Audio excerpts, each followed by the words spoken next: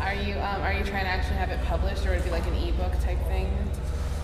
We're not sure yet, because we just didn't think about that. We were thinking that maybe it would be like an online comic first, and then see if we could publish it somewhere, or like... Yeah, we didn't think about it too much, because we were more thinking about writing it, drawing it, and getting it done. And Yeah, like, our sister and her wife are drawing it, so they're doing all the artwork for it, and we wrote it, so, you know, it just takes a long time. It takes a lot longer than we expected to draw it. Yeah, it takes a really long, really long. So a lot of your audience, from what I can tell, tends to be young female teenagers, I guess. Do you think does that have any effect on how you write? Because I've actually I saw a post recently, and I wanted to ask you guys about this, but that they think that your plays do not have enough female representation. Yeah, we've seen that post. We saw that, and we saw how they were basically saying that, you know, we had no female role models and stuff, but we don't have any male role models either. All the characters are complete idiots. Pretty despicable. Well, Bug is pretty good. Bug, he's pretty much an idiot. he's dumb. That was the whole gag. Was like he was dumb and February was dumb, but Bug thought February was smart because he was even stupider than her. Well, Because he's a bug. He's a bug, right? Yeah. But he was still the hero of your story. Yeah. It's like sometimes the heroes can be like flawed and stupid and stuff. Despicable. Like They're all Harry pretty. Potter in our shows. Oh, I know. He's an awful person. Ron's pretty despicable. They're all pretty petty and despicable. Yeah, everybody's okay. Everybody's super selfish. They're all accidentally getting other people killed. Well, on that note, then, do you think that you would write a story where you have heroes and role models for? It's in sort of like these comedies. Usually, and like parodies, usually the fun is saying that they're all dumb, because it's like in the original versions they're all smart and capable, and the only thing to do is say, what if they weren't, you know? Yeah. And the other thing is about women representation.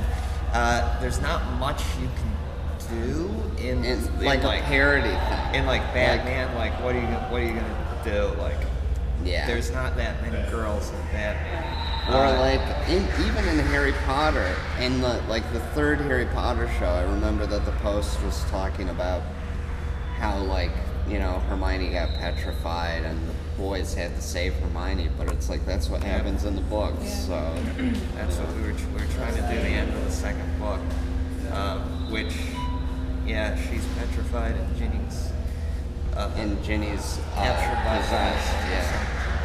Yeah, so I think, but I think it did affect the writing process of this show, Twisted.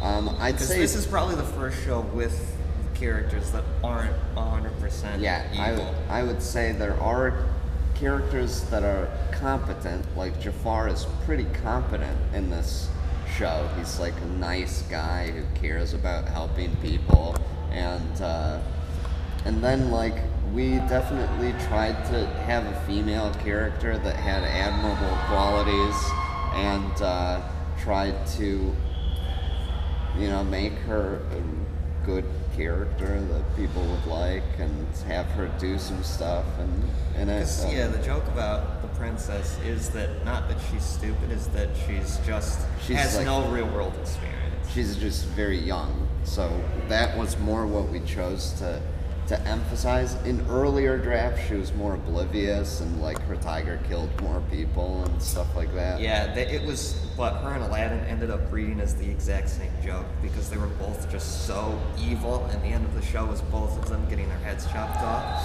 and put on pikes on the palace walls. But we said, no, it's just like, that's sort of, it just all was reading one note, and we said, no, let's do something different with her, because it's like we kind of like the Disney princesses, You know? Yeah, so we didn't want to.